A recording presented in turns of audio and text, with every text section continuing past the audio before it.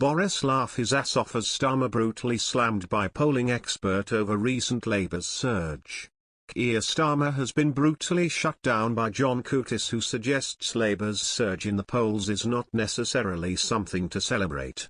A new poll has painted a worrying picture for the Conservatives, as it suggested the Prime Minister could be faced with the prospect of a mammoth loss of seats if a general election was held tomorrow. On the contrary, the Labour Party may look on with excitement at the poll results for their own party, as it shows them going ahead of the Tories. However, polling expert Sir John Curtis has vowed that although it may look good for the Labour Party, it does not necessarily suggest that the party is revitalised. Sir John said, "We are talking about a collapse in the Tory vote, not a revival of the Labour Party. The point is that Labour still have to make any kind of significant advance in their own popularity. This is all about the Tories going down the tubes." According to the new poll by campaign group 38 Degrees, Survation and Royal Holloway's Professor Christopher Hanretty, Labour are on 41%, with the Conservatives on 35%. This would mean that the Conservatives could see a loss of 111 seats overall. With Labour, they could see a rise to 309 seats, 11 short of a majority. The poll also suggests that the Conservative Party could face a heavy defeat in Scotland. All of these seats currently held in Scotland, which as of now is 6, would all be lost, as the Scottish National Party are expected to thrive. One of the most startling revelations from this poll is the suggestion that the Prime Minister, Boris Johnson, could potentially lose his seat. Along with Mr Johnson, Environment Secretary George Eustice, Wales Secretary Simon Hart, Scotland Secretary Alistair Jack and COP26 President Alok Sharma all look likely to lose their seats, according to the poll.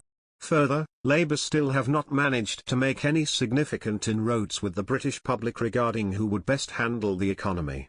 In our latest polling, while only 1/3, 32%, of Brits answered a Conservative government led by Boris Johnson, still fewer answered a Labour government led by Keir Starmer, 19%. That figure has barely moved since Starmer took over as leader. Finally, our latest vote intention data suggests that 20% of 2019 Conservative voters currently do not know who they would vote for next time, and 5% would abstain. A mere 6% are telling us that they would vote Labour instead. Starmer and Labour's public opinion profits are clearly built on shaky foundations that could quite quickly crumble if Boris Johnson and his government are able to court favour with the British public once again. But with continued public concerns over government handling of inflation, immigration, and healthcare heading into a difficult and testing new year, the Conservatives may not find the public so quickly forgiving. In the previous election in 2019, the Conservatives won a large majority in the House of Commons. The total number of seats won by the party in the election amounted to 345 seats. The Labour Party fell significantly behind, with their total number of seats at 180. Sir John Curtis spoke about the uncertainty of the last election in the weeks prior to the Conservatives' win. Sir John said, "In contrast to many an election, this is not an election in which the crucial outcome is whether we got a Conservative or Labour majority, and that anything in between, the implications of it is highly uncertain. Frankly, Labour actually winning a majority, which would require them to be well ahead in the national vote, does look unlikely, but I left open the possibility that we get a hung parliament. The crucial point I've been making is that, once we get the Tories polling at around 320 or so, because all the other parties are in favour of having a second EU referendum, one has to anticipate those parties will, in the end, come to some understanding to put in a minority Labour administration."